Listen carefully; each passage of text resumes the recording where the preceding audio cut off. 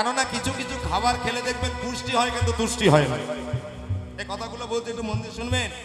কিছু কিছু খাবার খেলে পুষ্টি হবে, তুষ্টি হয় না। আবার কিছু কিছু খাবার খেলে তুষ্টি হয় কিন্তু পুষ্টি হয় না। বলে কেমন? কমায় না। ফুচকা খেয়েছো? ফুচকা খাও তো নাকি? বলে ফুচকা খেলে কি হয়? ও তুষ্টি হবে, জীবনে পুষ্টি হবে না। জীবের স্বাদ লাগবে, টক টক লাগবে, ঝাল ঝাল লাগবে। হ্যাঁ, একটা কেন 10টা দাও, 10টা খেয়ে নেবো। কিন্তু কি ওই ফুচকা যখন পেটে যাবে জীবের স্বাদ লাগবে, কিন্তু দেহের স্বাদ কোনোদিনে নয়। তাহলে ফুচকা খেলে পুষ্টি হবে না, তুষ্টি হবে, পুষ্টি হয় না। কিন্তু প্রত্যেকদিন সকালবেলা যদি একটা করে নিম পাতা খাও তাহলে কি হবে? পুষ্টি হবে কিন্তু তুষ্টি হয় না।